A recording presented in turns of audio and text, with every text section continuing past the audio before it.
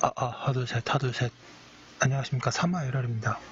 송덕수 교수님 제10판 시민법 강의 2회도 1102페이지 로마자본의 부진정연대 제목하겠습니다. 사마에럴TV 질차 추천을 부탁드리고 유튜브 구독을 권합니다.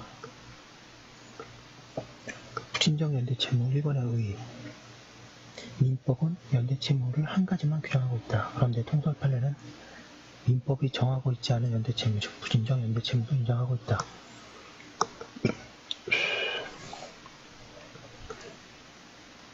통설에 의하면 부진정 연대 채무는 수인의 채무자가 동일한 내용의 급부에 관하여 각각 독립하여 전부급부 의무를 부담하고 그중 1인의 전부급부가 있으면 모든 채무자의 채무가 소멸하는 가수당사자의 채무로서 민법의 연대 채무가 아닌 것이라고 한다. 그런데 이는 실질적 경제적으로는 하나의 전부급부에 관하여 수인의 채무를 부담하는 경우를 부진정 연대 채무라는 개념으로 이해하는 데 지나지 않는다. 부진정 연대 채무를 생기게 하는 전부급부 의무는 법률 규정에 의하여 발생하는 것이 대부분이다. 당사자의 계약에 의하여 발생할 수도 있다. 판례 보겠습니다. 부진정 연대 채무 성립에 관하여 판례는 부진정 연대 채무의 관계는 서로 별개의 원인으로 발생한 독립된 채무를 하더라도 동일한 경제적 목적을 가지고 있고 서로 중촉되는 부분에 관하여 일방의 채무가 변제 등으로 소멸한 경우 타방의 채무도 소멸하는 관계에 있으면 성립할 수 있고 반드시 양 채무의 발생 원인, 채무의 액수 등이 서로 동일할 것을 요한다고 할 수는 없다고 하여 통설과 다른 견지에 있다.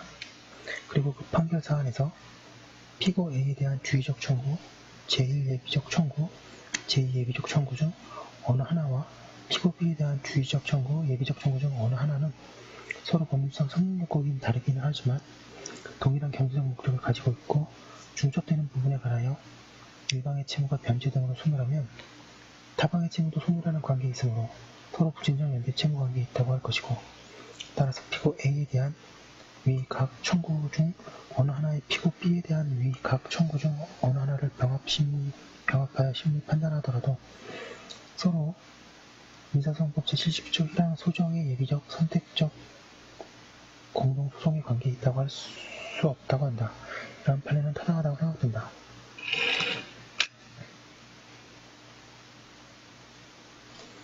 (1103페이지) 부진정 연대 채무의 예로는 피용자의 불법행위에 있어서 피용자가 지는 배상 의무와 사용자의 배상 의무, 법인의 불법행위에 있어서 법인의 책임과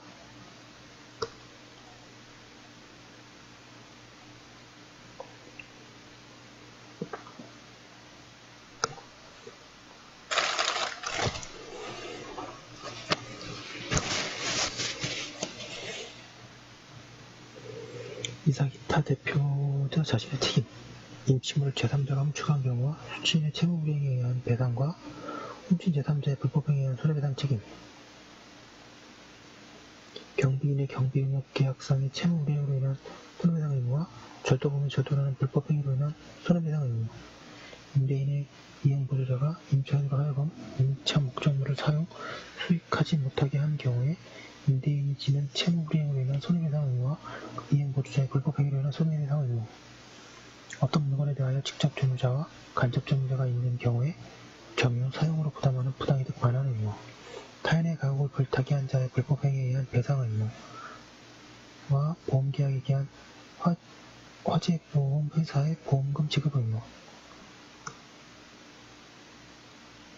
수급인이 도급인에 대하여 부담하는 하자보수에 가름하는 손해배상 채무와 하수급인이 건설산업보건법 제32조 1항에 따라 하도급 받은 공사에 대하여 도급인에 대하여 수급인이 동일하게 부담하는 채무, A회사의 재무과장이 A회사 명의의 근보증서와 이사회 입보결의서 및 약속원 배설을 위조하여 B회사를 통하여 C은행에 제출하여 C은행이 그 서류들이 적법하게 작성된 것을 믿고 그것이 원인이 되어 B회사에 대출을 해준 경우에 A회사의 사용자 책임과 B회사의 대출금 채무, 설계용역 계약상 채무불이행으로 인한 손해배상 채무와 공사도급 계약상 채무불이행으로 인한 손해배상 채무 중 서로 중첩되는 부분을 둘 수 있다. 그 밖에 공동불법행위에 대해서는 민법이 제760조에 대하여 공동불법행위자로 하여금 연대하여 배상하도록 규정하고 있음에도 불구하고 통설 판례는 부진정 연대 채무가 발생한다고 한다. 판례해 보겠습니다.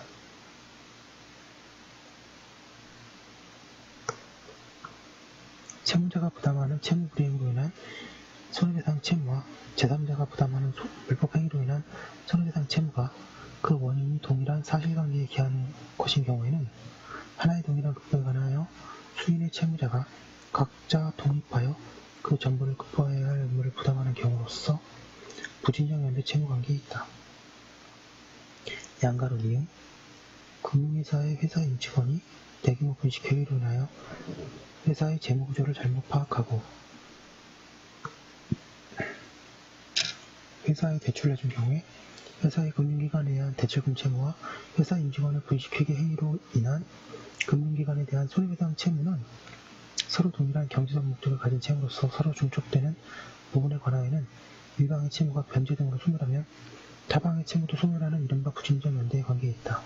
그러나 금융기관의 회사에 대한 대출금 채권과 회사 임직원에 대한 손해배상 채권은 어디까지나 법률적으로 발생 원리를 달리하는 별개의 채권으로서 그 성질상 회사 임직원에 대한 손해배상 채권이 회사에 대한 대출금 채권의 처분에 당연히 종속된다고 볼 수 없을 뿐만 아니라 특히 금융기관이 부실 채권을 신속하게 정리하기 위하여 타인에게 대출금 채권을 양도받은 대금이 1104페이지 출금 채권액에 미달하는 경우에는 미 회수된 채권 상당액을 회사 임직원에 대한 손해배상 청구를 통하여 회수할 실익이 있는 점 등에 비춰볼 때 금융기관이 회사에 대한 대출금 채권을 타인에게 양도하였다는 사정만으로 회사 임직원에 대한 손해배상 채권까지 당연히 함께 수반되어 양도된 것이라고 단정할 수는 없다. 부진정 연대 채무의 개념을 인정할 실익이 있는가? 여기에 관하여 통설은 민법의 연대 채무에 있어서는 절대적 효력이 인정되는 범위가 넓어서 채권의 담보력이 약하므로 담보력이 강한 부진정 연대 채무를 인정할 실익이 있다고 한다. 그러나 방가로마자 이번에 그에 대하여 큰 의무를 부여하지 않는 견해도 있다. 사견으로 통설이 두는 이유 외에 부진정 연대 채무에 해당하는 경우들을 법률 문제를 종합적으로 이해하게 한다는 점에서 유익하므로 부진정 연대 채무 개념의 인정 필요성이 있고 연대 채무와 부진정 연대 채무는 채무자들 사이에 주관적인 공동 목적이 있느냐 없느냐에 따라 구별될 수 있다고 생각한다. 이와 같은 사견의 견지에서 보면 부진정 연대 채무자는 한 개의 전부가 있으면 채무 전부가 소멸하는 점에서 연대 채무와 같다. 그러나 연대 채무와 달리 주관적인 공동관계가 없어서 채무자 1인에게 생긴 사유가 다른 채무자에게 영향을 미치지 않고 또 채무자들 사이에 원칙적으로 우상관계가 생기지 않는다고 한다. 2번의 효력 양가로 1번의 대외적 효력 채권자의 이행 청구와 채무자의 이행 양가로가 부진정 연대 채무에 있어서도 연대 채무의 경우와 마찬가지로 채권자는 채무자 가운데 잉여의 1인에 대하여 채무의 전부 또는 일부 이행을 청구할 수 있고 또한 모든 채무자에 대하여 동시에 또는 순차로 전부나 일부 이행을 청구할 수 있다. 한편 채무자 회생 및 파산에 관한 법률 제428조가 부진정 연대 채무의 적용된지에 관하여 긍정설과 부정설이 대립된다. 이설은 부진정 연대 채무자에 있어서 일부 배당을 받은 후에 자기의 채무자가 파산 선고를 받은 경우에도 채권 전액으로 배당을 청구할 수 있다고 한다. 사견으로 이는 채무의 객관적 공동 목적에 관계되는 사항으로서 부진정 연대 채무와 연대 채무가 다를 이유가 없다. 즉 일설이 타당하다. 양가로나 채무자 1인이 하나의 전부급부를 하면 모든 채무자의 채무가 소멸한다. 방가로 이번에 채무자 1인에 관하여 생긴 사유의 효력, 채권을 만족시키는 사유인 변제, 대물변제, 공탁은 절대적 효력이 있다. 그리고 1105페이지입니다. 그리고 상계에 관해서 통설은 절대적 효력을 인정하고 있다. 판례는 과거에는 상계에 상대적 효력만 있다고 하였으나 최근에 정합의체 판결로 판례를 변경하여 상계로 인한 채무 소멸의 효력은 소멸한 채무 전액에 관하여 다른 부진정 연대 채무자에 대하여도 미친다고 하여 상계의 절대적 효력을 인정하고 있다.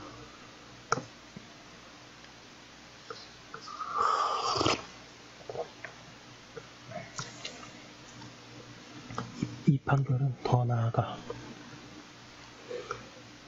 부진정 연대 채무자 중 1인이 채권자와 상계계약을 체결한 경우에도 마찬가지라고 한다. 그리고 이러한 법률은 채권자가 상계 내지 상계계약이 이루어질 당시에 다른 부진적 연대 채무자의 존재를 알았는지 여부에 하여 좌우되지 않는다고 한다. 생각건대 상계는 변제와 마찬가지로 채권을 만족시키는 사유라고 보아야 하므로 절대적 효력이 있다고 생각하여야 한다. 그리고 상계계약도 상계와 동일하게 취급하는 것이 옳다. 다만 부진적 연대 채무에서는 채무자들 사이에 주관적 공동관계가 없기 때문에 제418조 2항은 적용되지 않아야 한다. 일부 변제, 일부 배당이 연대 채무에서처럼 절대적 효력을 가지는가에 관해서 절대적 효력설, 상대적 효력설이 대립이 되나 일부 변제 등의 경우에는 그 범위에서는 채권의 공동목적이 달성되므로 일설을 취하여야 한다. 판례도 공동불법행위 견해여 일부 변제에 의한 공동면책을 인정한다.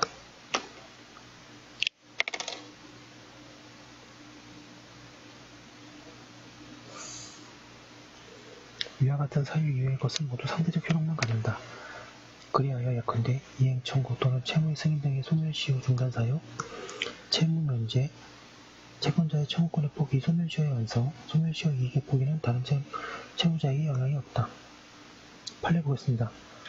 부진적 연대 채무자 상호간에 있어서 채권의 목적을 달성시키는 변제와 같은 사유는 채무자 전환에 대하여 절대적 효력을 발생하지만 그 밖의 사유는 상대적 효력을 발생시키는 데에 그치는 것이므로 피해자가 채무자 중에 1인에 대하여 손해배상에 관한 거래를 포기하거나 채무를 면제하는 의사표시를 하였다고 하더라도 다른 채무자에 대하여 그 효력이 미친다고 볼 수는 없다 할 것이고 이러한 범위는 채무자들 사이에 내부관계에 있어서 1인의 피해자로부터 합의에 의하여 손해배상 채무의 일부를 면제받더라도 사후에 면제받은 채무액을 자신의 출제로 변제한 다른 채무자에 대하여 다시 그 부담 부분에 따라 구상의무를 부담하게 된다 하여 달리 볼 것은 아니다.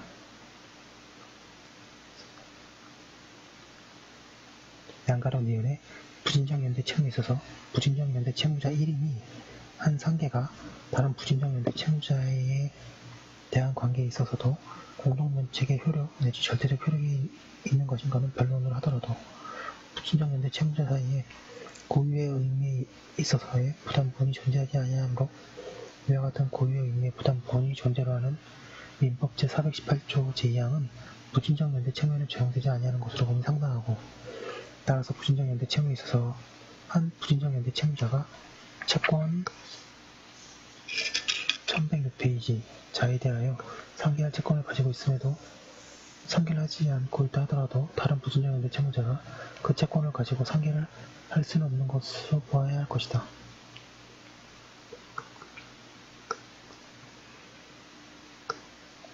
부진적 연대 채무자 사이에 채무액이 다른 경우의 문제. 부진적 연대 채무자 사이에 부담하는 채무액이 다른 경우에 연대 채무자 중에 1인이 변제를 하면 다른 연대차의 채무는 어떤 범위에서 소멸하는가? 이러한 경우에 소액 채무자가 그의 채무의 전부 또는 일부를 변제한 뒤에는 변제의 금액만큼 다액 채무자의 채무가 소멸하게 되고 특별한 문제가 없다. 그런데 다액 채무자가 그의 채무의 일부를 변제한 때에는 중첩되는 부분의 채무가 먼저 소멸하였는가 아니면 중첩하지 않은 부분, 즉 다액 채무자만이 부담하는 채무가 먼저 소멸하는가에 따라 각각 채무자 또는 채권자에게 유리하게 되는 문제가 생긴다. 여기에 관한 이론으로는 중첩되는 부분의 채무가 먼저 소멸한다는 내측설, 중첩되지 않은 채무가 먼저 소멸한다는 내측설, 연대 채무자의 책임 비율에 따라 소멸한다는 안분설이 있다. 앞에서 본 거랑 똑같죠. 그리고 판례는 과거에는 안분설을 취한 것이 많았으나 근래에는 외축설에 관한 것이 나오고 있다. 아래 판결을 인용한다. 양가로 기억. 피고의 사용자 책임으로 인한 위 손해배상 채무와 땡땡 레미콘의 위 대출금 채무는 서로 별개의 원인으로 발생한 독립된 채무이나 동일한 경제적 목적을 가진 채무로서 서로 중첩되는 부분에 관하여 일방의 채무가 변제 등으로 소멸하면 타방의 채무도 소멸하는 이른바 부진적 연대 채무의 관계에 있고 이와 같은 금액이 다른 채무가 서로 부진적 연대에 관계에 있을 때 금액이 많은 채무의 일부가 변제 등으로 소멸하는 경우에 그중 먼저 소멸한 부분은 당사자의 이사와 채무 전액의 기금을 확실히 확보하려는 부진적 연대 채무제도의 취지에 비춰볼 때 다른 채무자의 공동으로 채무를 부담하는 부분이 아니라 단독으로 채무를 부담하는 부분으로 보아야 한다.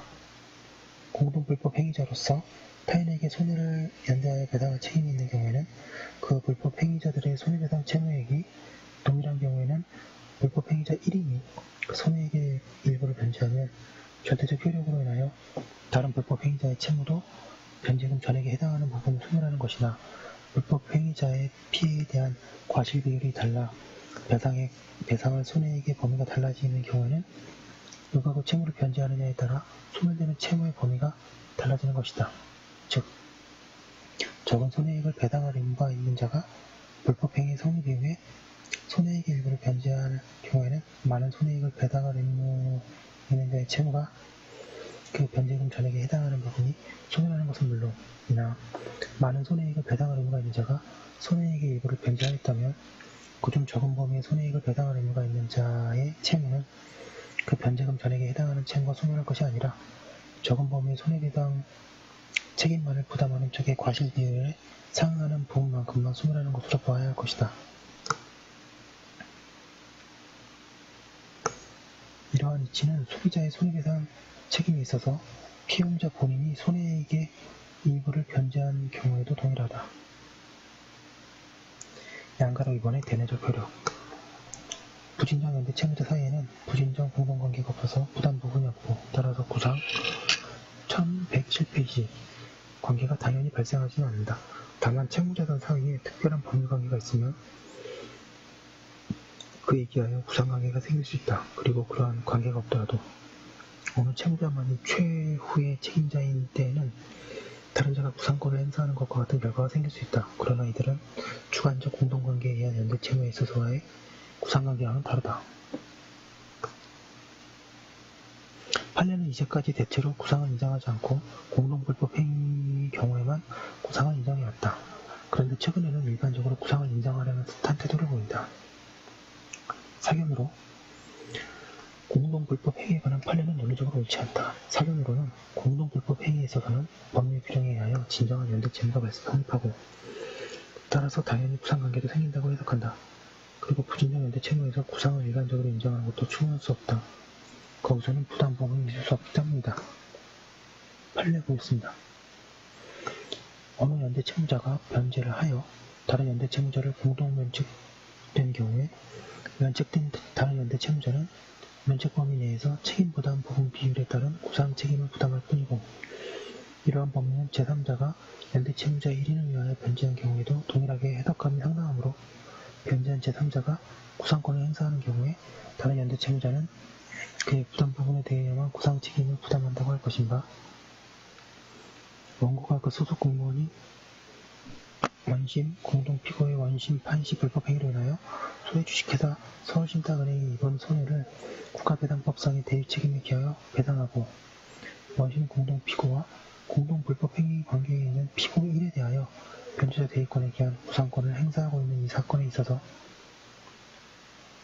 원고는 부진정 연대 채무자의 1인이 원심 공동피고를 위하여 위 손해배상 채무를 이행한 자로서 원심 공동피고와 공동불법 행위 관계에 있는 다른 부진정 연대 채무자인 피고 1에 대하여 동피고의 부담 부분에 관하여만 구상권을 행사할 수 있다.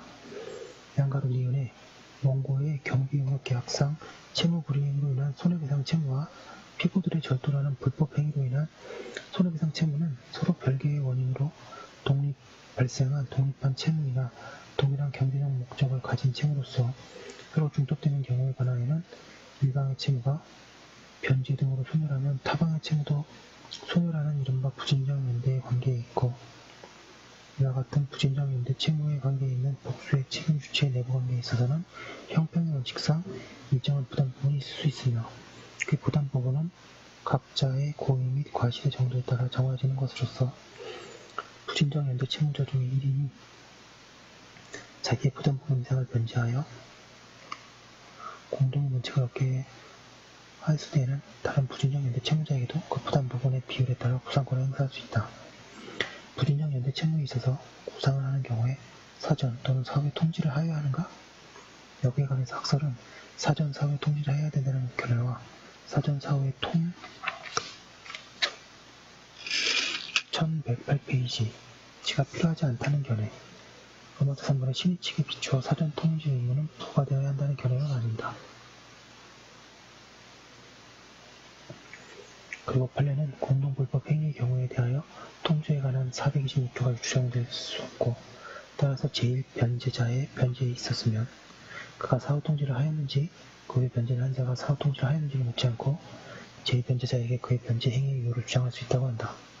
사경으로 공동불법 행위자의 손해배당 의무는 부진령 연대채무가 아니고 연대채무라고 보아야 하므로 거기에는 당연히 426조가 적용되어야 한다. 그에 비하여 부진정 연대채무의 경우에는 일반적인 통지 의무는 없다고 해야 한다. 업무자 6번 연대채권 그냥 같이 보겠습니다. 연대채권이란 수인의 채권자가 동일한 내용의 급부에 관하여 각각 독립하여 전부 또는 일부의 급부를 청구하는 권리를 가지고 그중 1이 전부 급부를 수령하면 모든 채권이 소멸하는 다수상사자의 채권을 말한다. 민법은 이러한 연대채권에 관하여 규정을 두고 있지 않으나 통설은 계약자의 원칙상 연대채권도 성립할 수 있다고 한다. 연대채권은 당사자의 계약에 의하여 성립하므로 그 내용이나 효력도 당사자의 계약에 의하여 정하여지며 그 밖에는 연대채무 규정이 규정이 된다고 하고 있습니다. 좀 빨리 한 감이 없지 않은데요. 조문 판례 위주로 정리하시고 기출문제 많이 풀어보시기 바랍니다. 여기까지 한 거 올려두고 잠깐 쉬었다가 다음 거 또 하도록 하겠습니다. 잠시만요.